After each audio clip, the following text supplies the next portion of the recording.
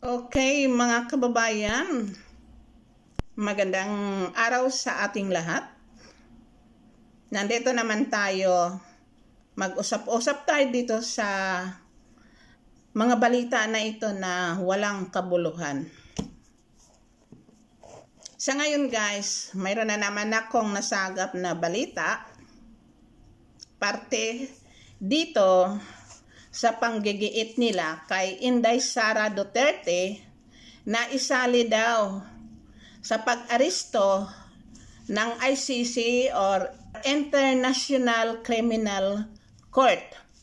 Sa anong ground na gusto nilang isali si Inday Sara Duterte?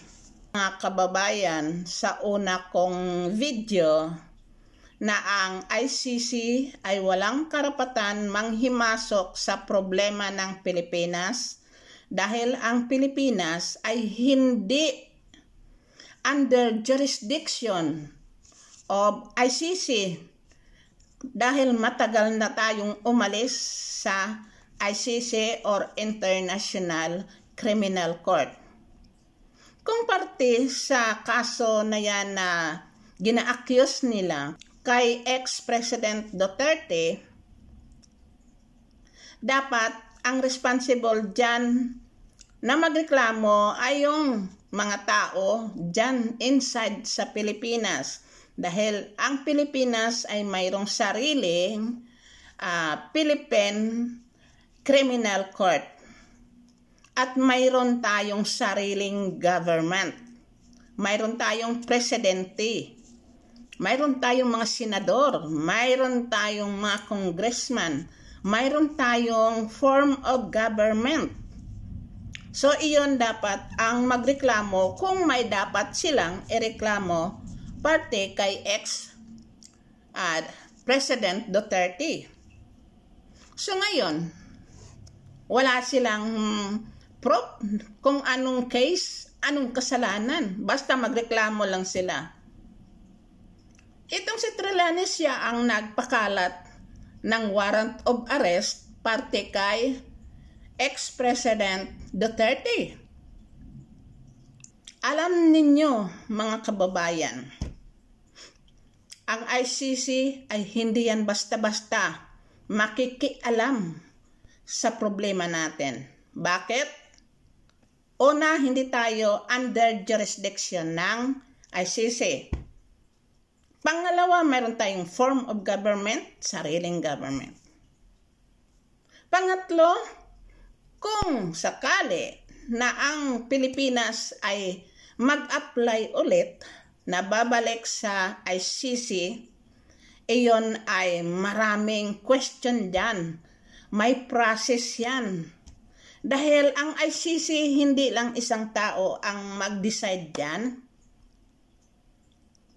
Maraming mga bansa ang kasama niya na mag-decide kung pwedeng tanggapin ang Pilipinas na maging member ulit or hindi. At iyon ay tatakbo yan ng taon bago ma-approve. Hindi yan basta-basta sila. Mas matalino yan sila kumpara sa mga politiko ng Pilipinas. Kaya huwag tayong basta-basta maniwala. Pwede yan sila balikan ng ICC dahil ginagamit nila ang pangalan ng ICC para panakot sa mga citizens ng Pilipinas, sa mamamayan ng Pilipinas. Pwede yan. Pero bakit bibigyan ng pansin ng ICC yung mga ganon? Ay marami pa dyan na bibigyan nila ng pansin na mas serious, kagaya sa mga bansa nito na mayroong wars, nangangailangan ng human rights, kailangan doon ng tulong ng ICC kung tutuusin. Bakit Pilipinas? Iyon ang ating ilagay sa isipan natin na hindi tayo bibigyan ng pansin. Kasi ang bagay na yan, hindi responsibility nila. It is the responsibility of the Philippines. mayroon tayong presidente, nandyan si Marcos. Siya dapat ang magreklamo kung mayroon siyang proof. Huwag ninyong giitin ang mga Duterte. Once na ganun pa rin ang ginagawa ninyo, ginigiit ninyo, baka tuluyan nila na maghiwalay sa Pilipinas ang Mindanao. Kasi gusto nila yung tahimik, maunlad na bansa. At sigurado ako, uunlad ang Mindanao. Mayroon silang mga raw materials doon. Hindi na ako sigurado kung ang raw materials doon ay gas or oil. Yun. At I'm sure maraming tao doon ang lilipat sa Mindanao. Even though yung mga military, yung mga armed forces of the Philippines,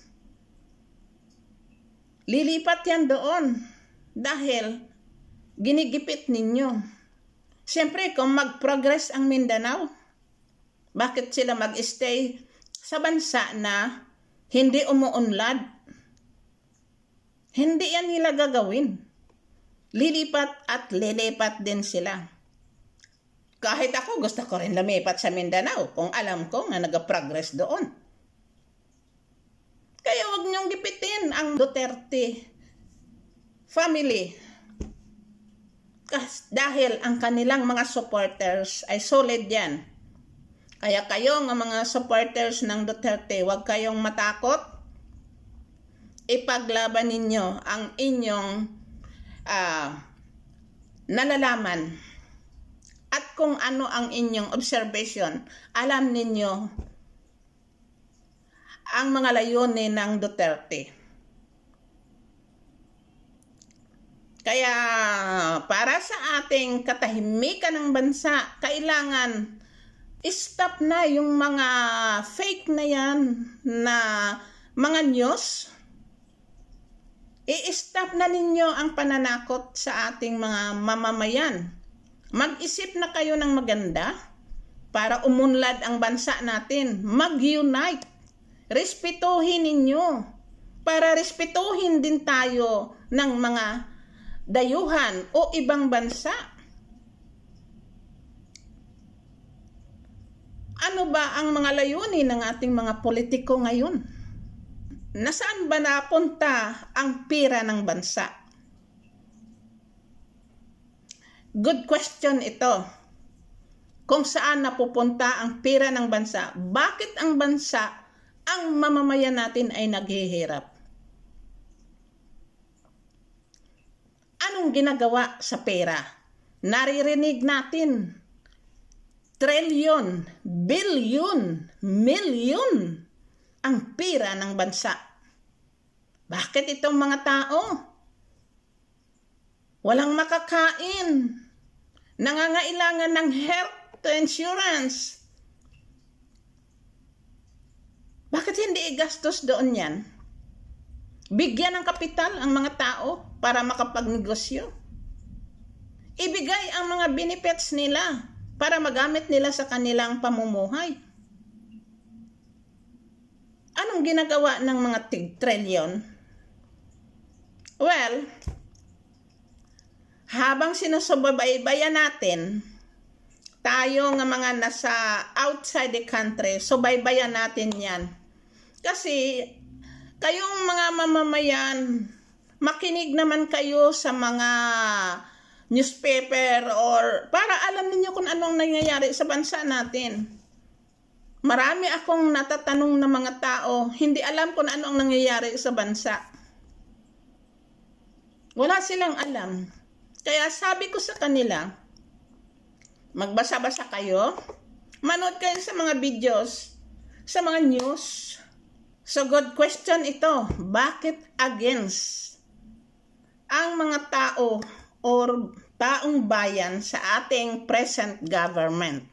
Okay mga kababayan, sana ma-open mind kayo.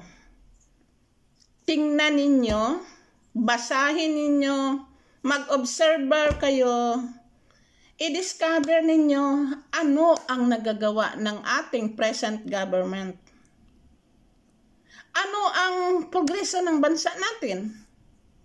Lalo na sa inyong mga kabataan, mag-isip-isip kayo, mag-observer kayo, kasi ang buhay ninyo nandyan. Kayo dyan nakatira sa Pilipinas. Kaya dapat lang na makimingle kayo sa pangyayari sa bansa. Kayo ang kawawa dyan. Yes, tapos kayo ng pag-aaral. Pero mahirap maghanap ng trabaho. Bibigyan na kayo ng sweldo ng kapiranggot. Wala kayong benefits. So, magreklamo kayo ganito, ganon. Bakit? Nakialam ba kayo sa bansa? Pinabayaan ninyo. Tapos magreklamo kayo. Kaya kayong mga kabataan, it's the time na magising kayo.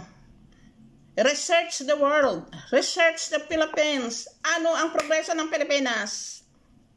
Ano ang sitwasyon ninyo ngayon? So hanggang dyan lang muna tayo at maraming salamat sa inyong panonood sa aking video. At sana kung pwede, paki-subscribe at paki-share naman para naman yung iba ay makakaalam naman, malaman din nila kung ano ang ating ginashare na opinion, although it is not very deep, but at least magiging questionable sa inyo. Okay, so maraming salamat at magandang hapon or magandang umaga, magandang gabi. Bayan, mahal natin ang Pilipinas.